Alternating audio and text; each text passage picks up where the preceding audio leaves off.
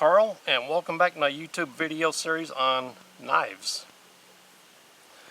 Now this playlist talks about hunting knives, folding knives, kitchen knives, just whatever. For some reason I have a little thing for knives. I don't know most about them, I'll admit that. I just like knives.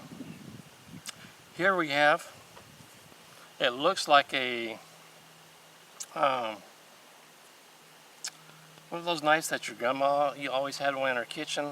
Old hickory. It looks like an old hickory knife with this on the blade itself. Reminds me of an old hickory, but I can't say that's what it is. And if I do call it an old hickory anytime, I apologize because I could be wrong. But got this at a yard sale. I think I paid 25 cents for it. So we're going to use that knife, and we are going to look at the Smith's,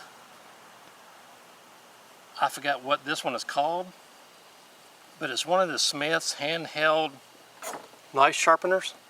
There we go. Has rubber on the bottom. This little section right here is for sharpening fish hooks. And this is for probably, I don't know, probably garden utensils. It's not for scissors, I know that. But anyway, we're going to see if this sharpener will sharpen this knife. So first thing we're going to do, let me readjust that. First thing we're going to do, I'm going to take this knife and rub it across this rock real quick. Show you that it is dull. There you go. You hear that? It is dull. Now this is a pull-through knife sharpener, and we have a fine and a coarse.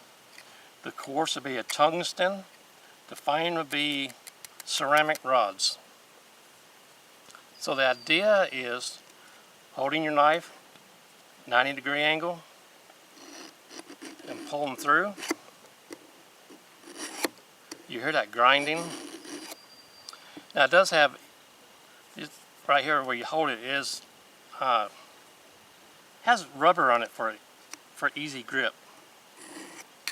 So just pull that through, and as you get towards the curved part, you want to kind of pick up your blade like this and kind of rock it.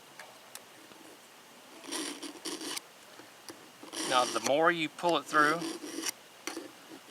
the less of that grinding noise you'll hear.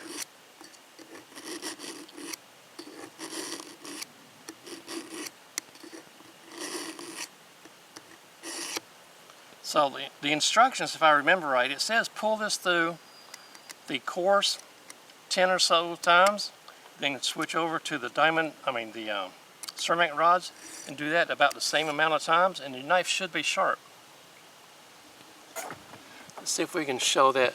You can see where I've already pulled through, how it got shinier on the edge. So let's pull that through more times. Let's go 10 more times.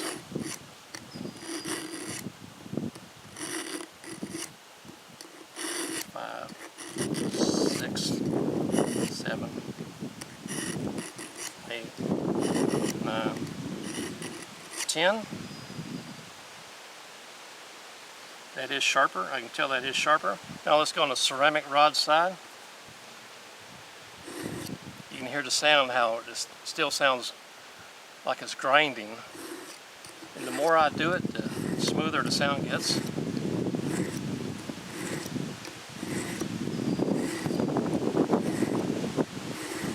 Sitting outside and the wind's blowing, it feels really nice. It's in the low 90s today, but the wind's blowing and it feels pretty good.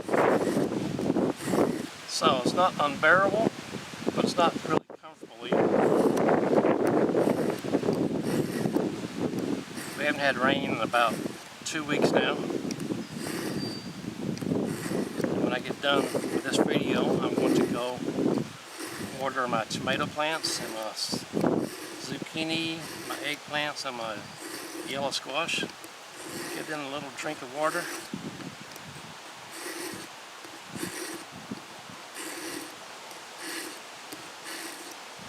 Now I'm putting pressure down on here on every time I pull through. Not a great deal of pressure, but if you do this, you'll get the hang of how much to put on there. I can tell it's getting sharper and sharper already.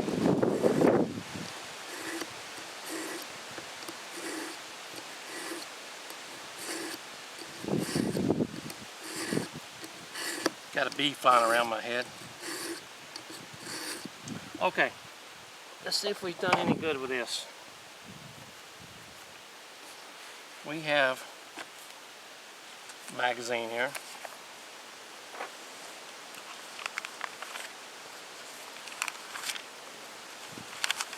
Let's see how it cuts this paper.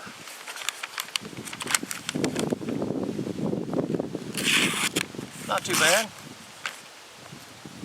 Especially since you saw me rubbing against that rock.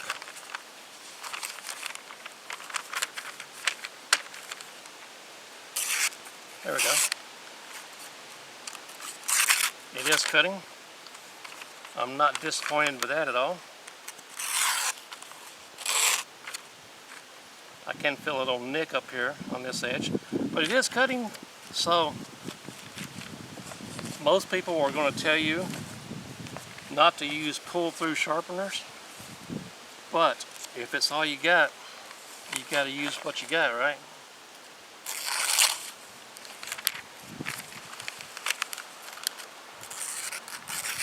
Yep, it is a lot sharper. You can see that. So this style of Smith's knife sharpeners does work. It's not the best sharpener out there, but I just showed you that it will sharpen up a very dull knife with no issues.